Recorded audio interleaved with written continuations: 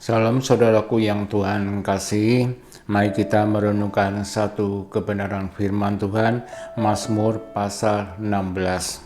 Mazmur pasal 16. Melalui pasal ini kita akan mempelajari satu tema, yaitu sumber segala berkat dan kebahagiaan.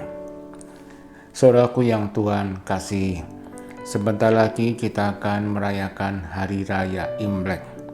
Hari Raya Imlek merupakan hari raya utama dalam tradisi budaya Tionghoa, di mana hari itu mereka membersihkan dan menghias rumah serta mengenakan baju baru. Selain itu, mereka menunjukkan sukacita menyambut datangnya hari raya. Tindakan seperti ini sebagai simbol meninggalkan apa yang sudah berlalu dan menyiapkan segala sesuatu untuk menyambut hari-hari di masa depan. Sikap seperti ini sejalan dengan ajaran Alkitab di dalam surat Paulus kepada jemaat di Filipi 3 ayat 13b. Aku melupakan apa yang telah di belakangku dan mengarahkan diri kepada apa yang di hadapanku. Saudaraku yang Tuhan kasih, Hari Raya Imlek ini bagi orang Tionghoa, hari itu bertepatan dengan penggantian musim dari musim dingin ke musim semi, di mana saat itu bumi beserta dengan segala isinya mengalami pemulihan. Di tahun yang baru muncullah harapan baru. Dengan harapan baru, mereka akan memperoleh berkat di tahun yang baru. Semua orang akan saling memberi salam setiap kali bertemu dengan sesama di hari raya tersebut.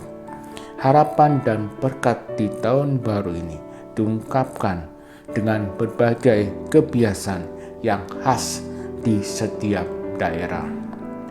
Selama perayaan Imlek, orang tua sangat pantang dengan istilah yang berkaitan dengan kata mati.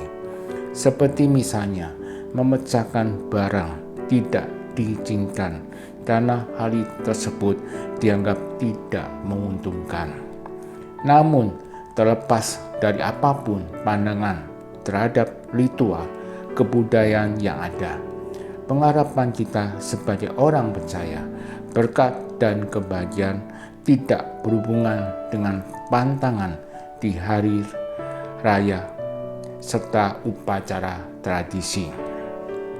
Berkat dan kebahagiaan kita sebagai orang Kristen hanya terletak pada iman dan kepercayaan kita kepada Allah. Saudaraku yang Tuhan kasih, berbicara tentang nas kita hari ini, khususnya di dalam kitab Mazmur pasal 16. Pasal ini ditulis oleh Daud di padang gurun Sim, di mana saat itu nyawa Daud terancam oleh Saul. Apa yang ingin Allah sampaikan melalui kisah ini?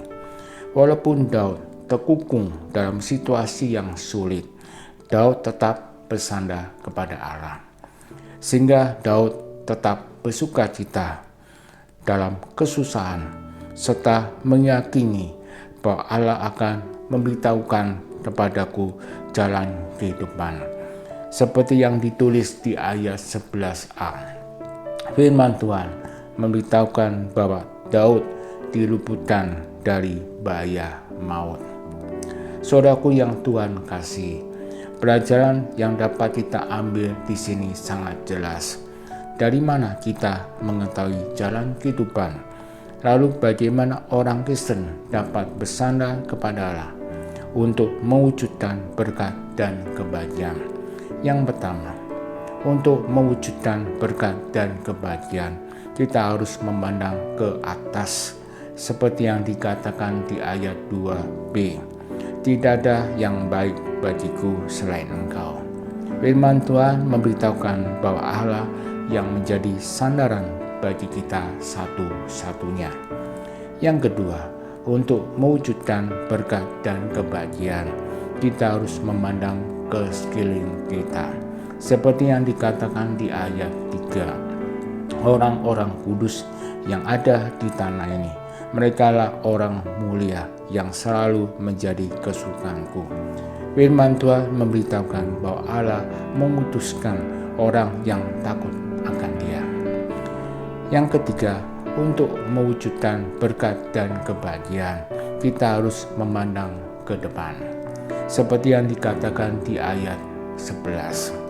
Firman Tuhan memberitahukan apa yang dimaksud dengan memandang ke depan. Memandang ke depan artinya menyerahkan segala situasi, perasaan yang membuat kita semakin jauh dari sukacita. Lalu bagaimana kita dapat merasakan sukacita?